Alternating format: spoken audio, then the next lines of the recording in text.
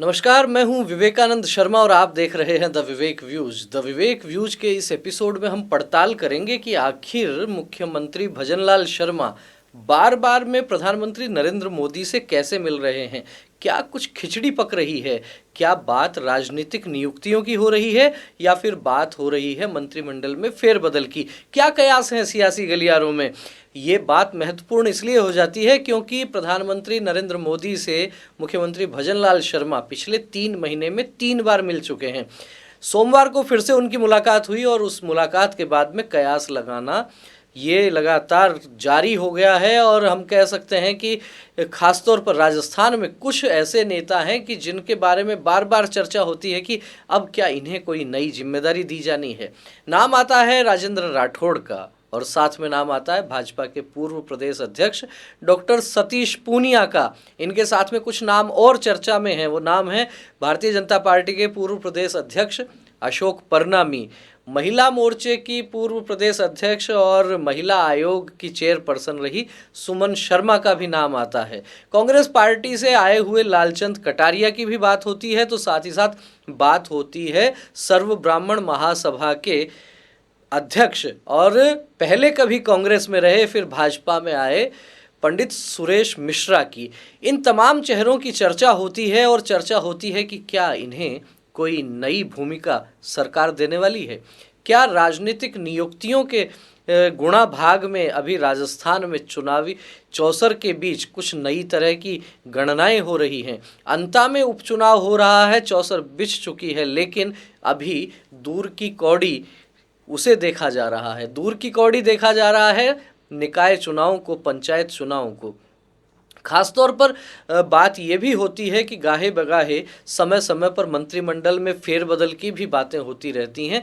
काफ़ी समय से बातें चल रही हैं और इस समय वो बात और अधिक महत्वपूर्ण इसलिए हो जाती है क्योंकि 15 दिसंबर 2025 को मुख्यमंत्री भजनलाल शर्मा की ये सरकार 2 वर्ष पूरे करने वाली है। तो ये जो समय समय पर मुख्यमंत्री का प्रधानमंत्री से मिलना, क्या इसी तरह की जो बातें चल रही हैं इस दिशा में कुछ चर्चा हो रही है, कुछ मशवरा हो रहा है, या फिर इन्हें जिस तरीके से सीएमओ की ओर से बताया जा रहा है केवल और केवल शिष्टाचार भेंट के रूप में इन्हें देखा जाना चाहिए। सियासी गलियारों में चर्चाएं बहुत सी हैं और चर्चाएं तो खासतौर पर इसी प्रकार की हैं कि राजस्थान में निकाय चुनाव जो होने हैं उसके पहले लगभग 100 के आसपास ऐसे बोर्ड, निगम, आयोग इस प्रकार के हैं कि जिनमें नियुक्तियां होनी हैं।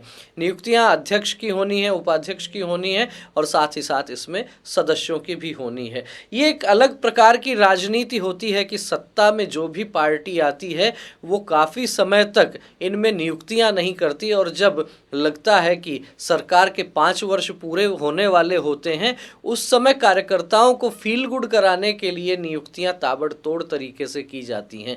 आखिर ऐसा क्यों नहीं हो जाता कि सरकार आती है और आते ही अगले 2 महीने के भीतर भीतर तमाम नियुक्तियां हो जाएं। इसको लेकर भी अनेक बार अनेक कार्यकर्ताओं में भी असंतोष देखने को मिलता है। लेकिन राजस्थान में भी अभी बात करें तो इन 2 वर्षों में लगभग 9 के आसपास ऐसी नियुक्तियां हुई हैं। उनमें हम बात करें तो डॉक्टर अरुण चतुर्वेदी को जिस तरीके से वित्त आयोग में चेयरपर्सन बनाया गया है, ओंकार सिंह लखावत की नियुक्ति हम सामान्य रूप से देखते हैं कि जब भी भाजपा की सरकार आती है तो सरकार आते ही पहली नियुक्ति सामान्यतः ओंकार सिंह लखावत की हुआ करती है। तो कुल मिलाकर 9 नियुक्तियां हुई हैं, लेकिन 9 हुई हैं, 100 बाकी हैं। आप समझ सकते हैं कि काम कितना प्रतिशत हुआ होगा। लेकिन समय बढ़ने के साथ साथ इस प्रकार की सुगबुगाहट तेज हो जाती है। तो अब जो प्रधानमंत्री से बार बार मुलाकात की जो बात होती है उसमें मंत्रिमंडल में फेरबदल की बात होती है क्योंकि 2 वर्ष पूरे हो गए। पिछले दिनों जिस तरीके से गुजरात में सभी मंत्रियों के इस्तीफे ले लिए गए थे और फिर जो नया मंत्रिमंडल बना उसमें बताया जाता है 26 जो मंत्री थे उनमें से 19 मंत्री बदल दिए गए। क्या राजस्थान में सरकार के 2 वर्ष पूरे होने के बाद इस तरह के कयास लगाए जा सकते हैं, या फिर केवल दीपावली के बाद की शिष्टाचार मुलाकात इसको मान लिया जाए, या फिर मान लिया जाए कि अंता में जो उपचुनाव हो रहा है उसमें भाजपा कैसे वहां जीत पाएगी। त्रिकोणीय मुकाबला वहां बताया जा रहा है। नरेश मीणा, प्रमोद जैन भाया, इनसे सीधा मुकाबला है भारतीय जनता पार्टी के प्रत्याशी का। तो अंता का जो रण है उसकी चर्चा है, या फिर आने वाले समय में डॉक्टर सतीश पूनिया, राजेंद्र राठौड़, इस तरह के कद्दावर जो नेता हैं, इनको कोई और बड़ी जिम्मेदारी दी जा सकती है, किसी बोर्ड आयोग में अध्यक्ष बनाया जा सकता है। बहुत से नेताओं का नाम 4-5 महीने पहले भी चला था और बातें सियासी गलियारों में पुख्ता पुख्ता सी ही आ रही थी, लेकिन उनकी घोषणा नहीं हो पाई। तो क्या ये जो मुलाकात सोमवार को हुई है मुख्यमंत्री भजनलाल शर्मा की, क्या इसके बाद ये कयास लगाया जा सकता है? बताया ये भी जा रहा है कि 10 दिसंबर को राजस्थान प्रवासी दिवस मनाने की योजना है और उसके लिए भी प्रधानमंत्री को औपचारिक निमंत्रण दिया गया है मुख्यमंत्री की ओर से। इस तरह के भी कयास लगाए जा रहे हैं।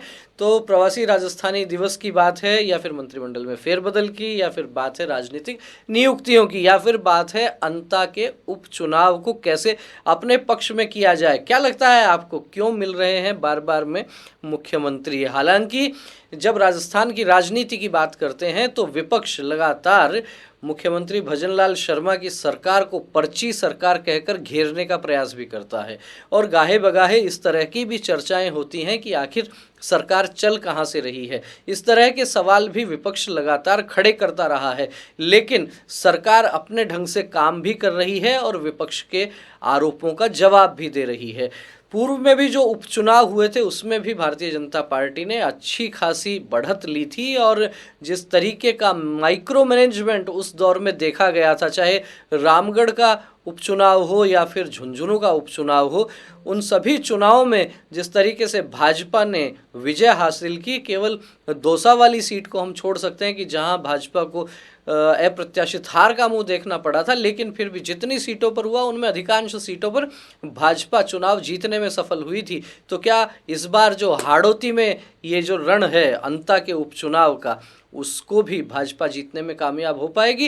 हालांकि वहाँ टिकट वितरण से पहले लगातार पूर्व मुख्यमंत्री वसुंधरा राजे से मुख्यमंत्री भजनलाल शर्मा भी मिले, प्रदेश अध्यक्ष मदन राठौड़ भी मिले और मुख्यमंत्री जो है उनकी चर्चा भी हुई। और उसके बाद में जिस तरीके से टिकट की घोषणा हुई, केवल बात यहाँ तक ही नहीं रह जाती, बात इसके आगे भी जाती है कि पूर्व मुख्यमंत्री वसुंधरा राजे के पुत्र दुष्यंत सिंह झालावाड़ 12 लोकसभा क्षेत्र से सांसद हैं और उनके संसदीय क्षेत्र में ही अंता विधानसभा क्षेत्र आता है।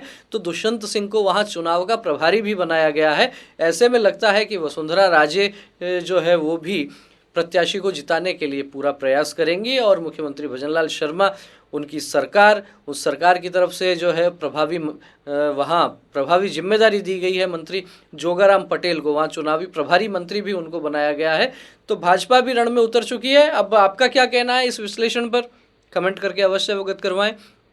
मुख्यमंत्री और प्रधानमंत्री की जो लगातार मुलाकातें हो रही हैं उसके पीछे क्या कारण आपको लगता है? इसके कारण किस तरह की चर्चाएं आपको देखने को, सुनने को मिलती हैं, वो भी कमेंट करके अवश्य अवगत करवाएं। वीडियो अच्छा लगा हो तो इसे लाइक करें, अधिक से अधिक लोगों तक शेयर करें। फिर मिलेंगे एक और नए विषय के साथ, एक और नए वीडियो के साथ।